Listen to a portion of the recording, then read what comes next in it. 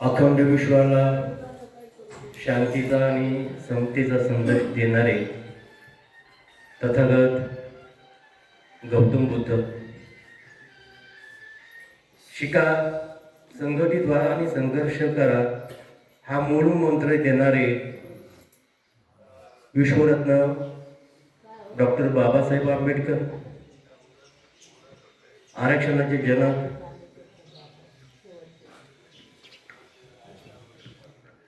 या महामानवांना तेवान वंदन करून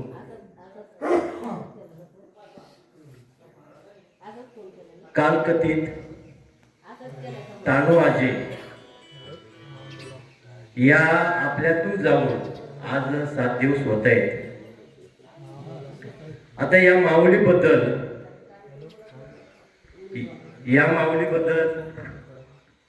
अनेक वक्त्यांनी आपले विचार मांडलेले आहेत.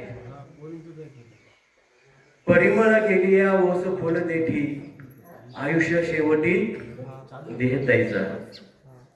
जन्माला आल्यानंतर तर मृत्यू येईपर्यंत जो मधला कालावधी आहे त्याला जीवन असे नाव आहे. आणि त्या जीवनामध्ये ज्याप्रमाणे फुल आहे, फुलाला स्वपर्यंतच फुलाची किंमत असते, तसं आपल्या देहाचं आहे. आज ही माऊली आमच्या गावची सगळ्यांची आजी होती.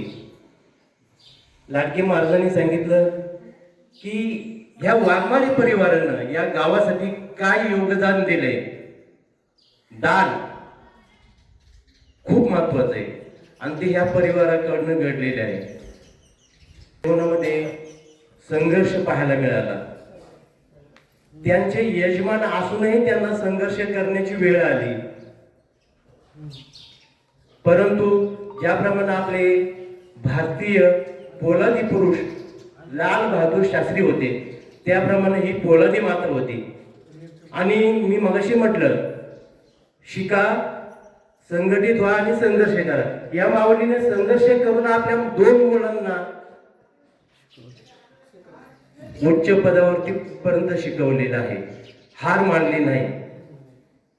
खूप बोलता येईल अशी प्रेमळ माऊली होती. स्वभाव कठीण वाटत होता.